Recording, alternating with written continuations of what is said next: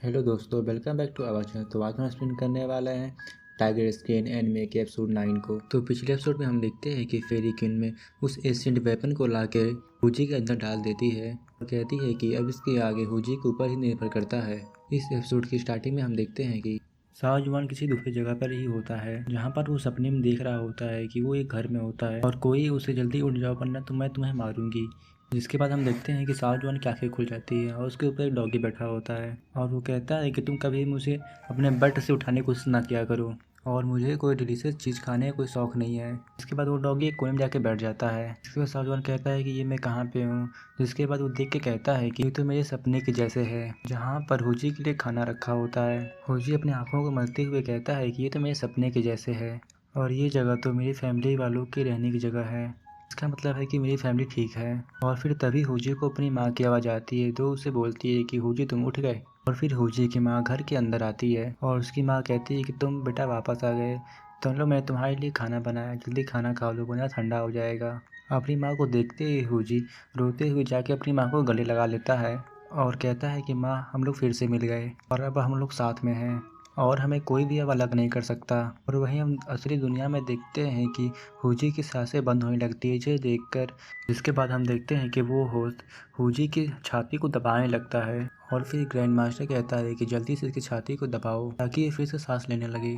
जिसके बाद हम देखते हैं कि वो होस्ट अपनी पूरी पावर लगा के शाहजहान की छाती को पीट रहा होता है ताकि वो फिर से सांस लेने लगे। और फिर हम देखते हैं कि इसके बाद कोई ऐसा नहीं होता है। इसके बाद फेरी लेडी क्वीन में अपनी पावर को इकट्ठा करते हुए अपनी लाइफ स्पैम का यूज करती है ताकि वो हुजी को वापस से जिंदा कर सके। ग्रैंड मास्टर कहता है कि तुम इसका यूज करोगी तो तुम्हारी लाइफ स्पैम कम हो जाएगी।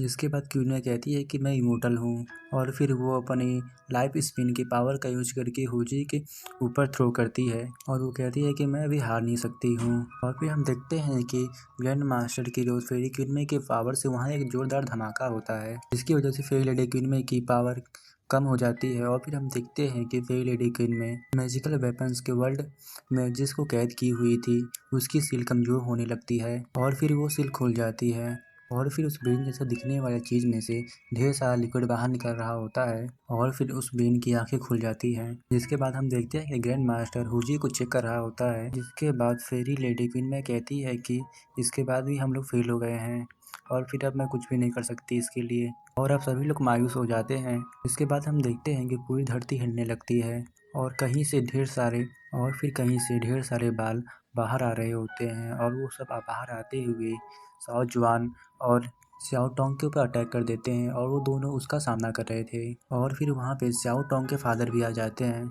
जिसके बाद उसके फादर कहते हैं कि तुम यहाँ से वापस घर चली जाओ। इसके बाद सियाओ टोंग कहती है कि मैं भी मदद कर सकती हूँ। इसके बाद सियाओ टोंग के फादर कहते हैं कि मैं फिर से शर्मिंदा नहीं होना चाहता हूँ और तुम फिर से वापस घर चली जाओ और मेरा इंतजार करना। जिसके बाद हम देखते हैं कि फेरी क्वीन में भी वहाँ आ जाती है और उन सभी का सामना करने लगती है। और फिर इसके बाद क्वीन में कहती है कि बहुत बड़ी प्रॉब्लम आ गई है। और फिर शाहजहान पूछता है कि आखिरकार हुजी का क्या हुआ। तब ग्रैंड मास्टर की दोस्त क्वीन में कहती है कि मैंने अपनी पूरी कोशिश की। इसकी बातों को सुनकर शाहजहान सीधा हुजी के पास भाग के जाता है और फिर हम देखते हैं कि बाहर वो सारे बाल पूरी सिटी के ऊपर अटैक कर देते हैं। पूरी सिटी में तोड़फोड़ मचाने लगते हैं और उन बालों ने कई लोगों के ऊपर अटैक करके उन्हें जान से मार दिया था। और कई लोग अपनी जान बचाने की कोशिश करते हैं लेकिन वो लोग वहाँ बच नहीं पाते हैं। और फिर तभी वहाँ पे एक मास्टर आ जाता है जो अपनी फायर का यूज करते हुए सभी लोगों को बचाने लगता है। अपनी फायर का यूज करके उन सभी बालों को जलाते हुए कुछ लोगों को बचा लेता है। और फिर तभी वो बाल उस मास्टर के ऊपर अटैक कर देते हैं, लेकिन तभी वहाँ पे एक दूसरा मास्टर आ जाता है जो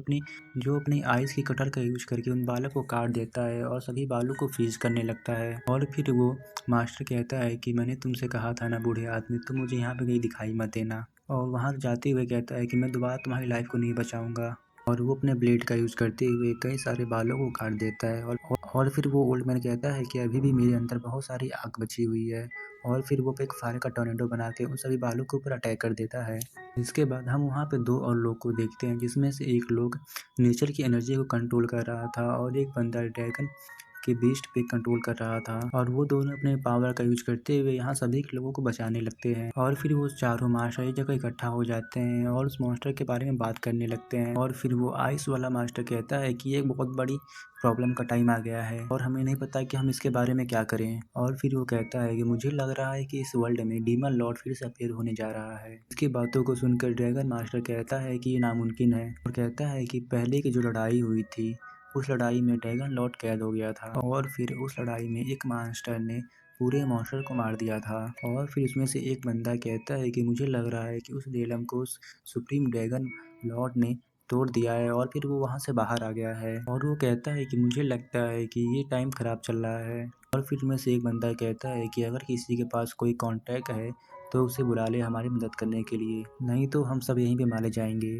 और फिर हम देखते हैं कि स्याओ टोंग भी भागते हुए हुजी के पास आ जाती है, जो हुजी को देखकर अफसोस करने लगती है और वहाँ पे सभी लोग शांत बैठे होते हैं। स्याओ टोंग की आंखों में आंसू आ जाते हैं और फिर ग्रैंड मास्टर कहने लगता है कि तुम छोटी बच्ची चाओ जोंग सेट की लड़की हो। उसकी बातों को सुनकर स्याओ टोंग कहने लगती है क्या मैं आप लोगों को कोई हेल्प कर सकती हूँ। जिसकी बातों को सुनकर ग्रैंड मास्टर कहता है क्या तुम हुजी को वापस ला सकती हो। जिस पे स्याओ टोंग कहती है कि हाँ। और फिर वो अपने पास से 2 सील को बाहर निकाल लेती है। इसमें से एक सील वो हुजी के चेस्ट पर रखती है और फिर अपनी पावर को एक्टिवेट कर लेती है और कहती है कि इस समय हुजी अपने वर्ल्ड में सपनों को देख रहा है जिसे वो पाना चाहता था। और फिर कहता है कि वहाँ पे उसे कोई इविल सोल अपने टैब में फंसा रही है। जिसकी बातों को सुनकर स्याओ जॉन कहता है कि क्या मैं वहाँ पे उसकी मदद करने के लिए जा सकता हूँ। और फिर जिस पे स्याओ टोंग कहती है कि मुझे इस मेथड का यूज करके आपको उसके सोल वर्ल्ड में भेज सकती हूँ, लेकिन वहाँ पे आपको खुद ही हुजी को उस सोल से बचाना होगा और आपको उस इविल सोल का सामना करते हुए हुजी को वापस लाना होगा। जिसकी बातों को सुनकर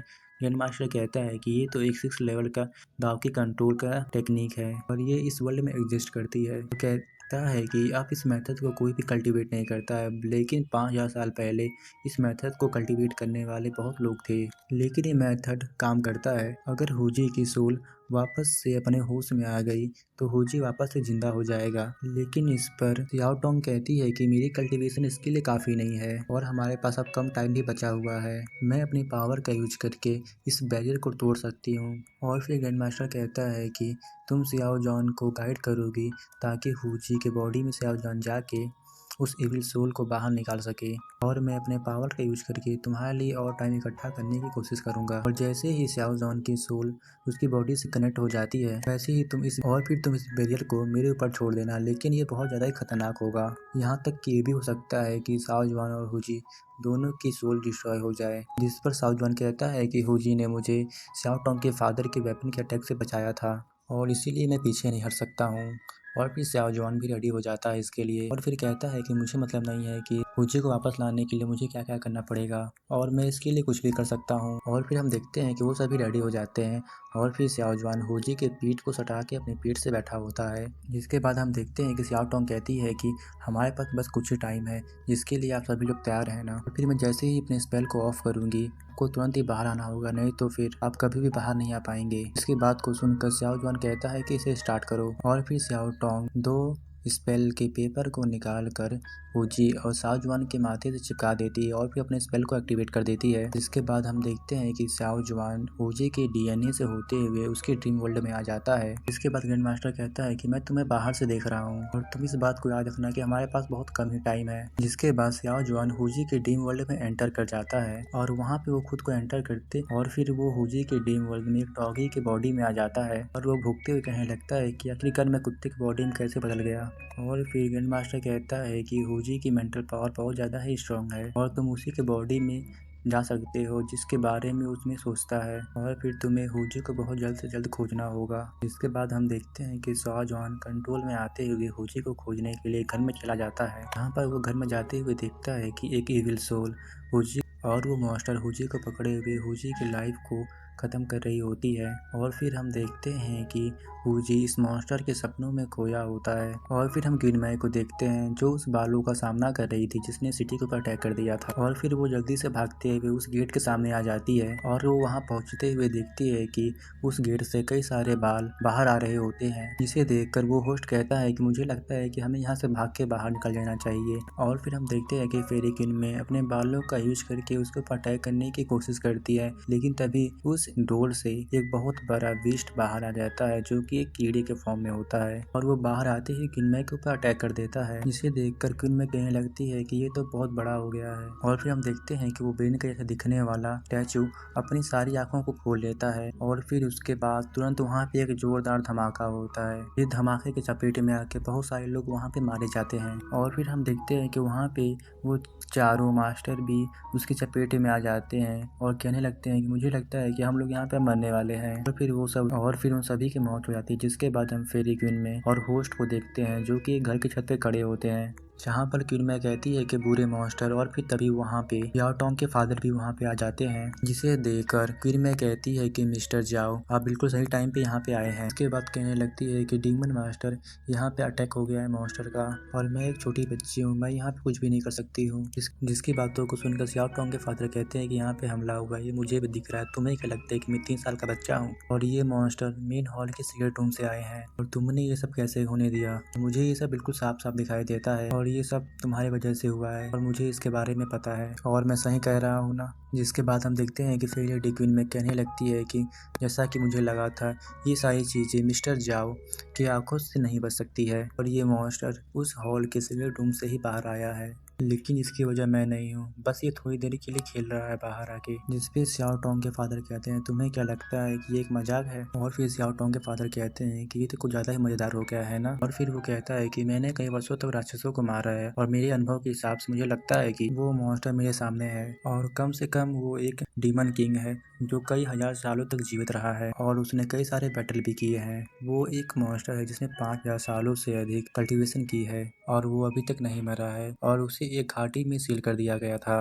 लेकिन तुमको ये कैसे मिला और तुम्हें मुझे ये बात साफ साफ बतानी होगी। और फिर हम देखते हैं कि क्वीन जोरों से हंसने लगती है और फिर वो कहती है कि मिस्टर जाओ, ये सब बस आपकी एक सोच है क्योंकि वो मॉन्स्टर आपके दिमाग के अंदर है। और क्या आप ये कहना चाहते हैं कि मैं 1000 सालों तक जीवित रहा हूँ? इसकी बातों को सुनकर याओ टोंग के फादर गुस्सा होते हुए कहते हैं कि बूढ़ी चुड़ैल, मुझे नहीं पता है कि तुम क्या करना चाहती हो। जिसके बाद याओ टोंग के फादर कहते हैं कि एक डीमन किंग को इस शहर में छुपाना एक बहुत बड़ा क्राइम है। वो कहते हैं कि मैं तुम्हें अब यहाँ पे इसके लिए पनिश करने वाला हूँ। और फिर हम देखते हैं कि वो दोनों एक दूसरे पर अटैक करने के लिए जाने लगते हैं। तभी वहाँ पे वो होस्ट आ जाता है और कहता है कि आप दोनों बिल्कुल शांत हो जाइए। और फिर वो होस्ट कहने लगता है कि यहाँ पे एनिमी आप दोनों नहीं है बल्कि वो मॉन्स्टर है और आप लोग अपना कीमती समय इस फालतू के झगड़ा को करने में वेस्ट कर रहे हैं। अगर इस सिटी में इसी तरह वो मॉन्स्टर अटैक करता रहा तो ये सिटी के सारे लोग मारे जाएंगे। जिसके बाद उस होस्ट की बातों को मानकर याओ टोंग के फादर कहते हैं कि मैं इन राक्षसों का खात्मा करने के बाद तुमसे अपना हिसाब पुट्टा करने के लिए वापस आऊंगा।